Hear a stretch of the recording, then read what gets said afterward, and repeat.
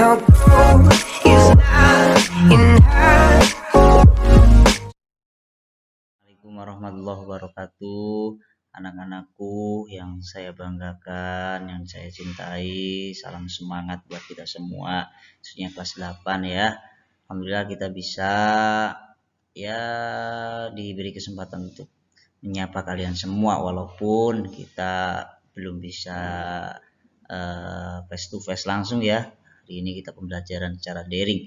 Pertemuan pertama PPKN untuk kelas 8. Sebelumnya kita sudah berjumpa di semester di tahun ajaran 2019-2020. Sekarang kita masuk ke tahun pelajaran 2020-2021. Ya, Ustadz akan memberikan brainstorming sedikit atau pengenalan materi yang akan kita laksanakan pada kesempatan pembelajaran daring khusus untuk pelajaran PPKN.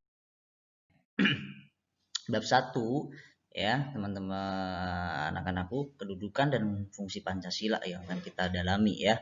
Kedudukan dan fungsi Pancasila itu seperti apa dan sebagainya kita akan dalami nantinya. Kemudian soal kedudukan Pancasila itu kita bagi ya, bahwa Pancasila itu sebagai ideologi ya, ideologi bangsa dan negara ya. Kemudian Pancasila sebagai dasar negara, Pancasila sebagai kepribadian bangsa, Pancasila sebagai pandangan hidup, Pancasila sebagai perjanjian luhur bangsa. Ini nanti kita akan dalami lebih lanjut ya. Bagaimana sih Pancasila sebagai ideologi yang nantinya tujuannya adalah untuk menciptakan identitas bangsa ya, dalam hal paradigma, cara berpikir dan sebagainya. Ini karena pondasi yang harus ditanamkan secara kokoh ya, secara kuat. Sebagai dasar negara juga sebagai pijakan, ini bagaimana nanti sebagai kepribadian bangsa, ini juga bagaimana ya dalam kehidupan kita di sekolah, di masyarakat dan sebagainya. Pandangan hidup ya dan falsafah bangsa, kemudian perjanjian luhur bangsa itu bagaimana, nanti kita akan bahas secara lebih dalam. Kemudian fungsi Pancasila ya. Fungsi Pancasila itu sebagai dasar untuk mengatur negara ya. Jadi untuk mengatur negara Pancasila ini.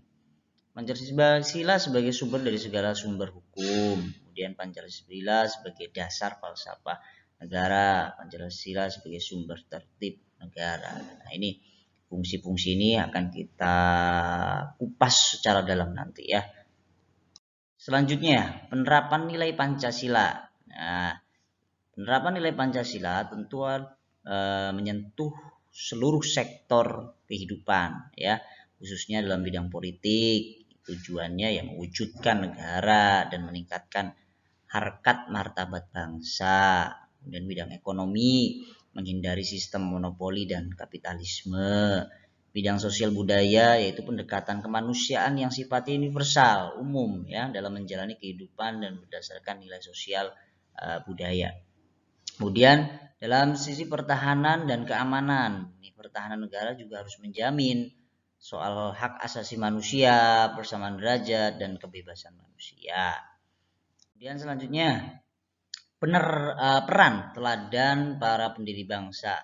Ini yang perlu kita adopsi ya sebagai warga negara yang baik.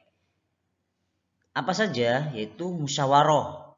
Apapun hal yang akan kita lakukan tentu harus berpijak dengan media musyawarah, karena ini sesuai dengan sila berapa? Sila ke-4 ya. Kemudian toleransi dan menghargai perbedaan. Ini juga sama, ini teladan yang harus kita tiru ya. Kita adopsi dalam menjalani kehidupan ya. Harus dijiwai dengan suasana dan nilai-nilai ini. Kemudian rela berkorban. Nah, ini juga nanti kita kupas ya. Bagaimana sih kasuistiknya, kemudian peranan siswa dalam menerapkan hal-hal ini ya. Teladan-teladan ini kita akan bahas nanti. Ya, oke. Cukup sekian dari Ustadz Fani. Selebihnya kita akan bahas di pertemuan selanjutnya. Thank you. Salam semangat dan terus produktif. Kurang lebihnya mohon maaf dan terima kasih. Assalamualaikum warahmatullahi wabarakatuh.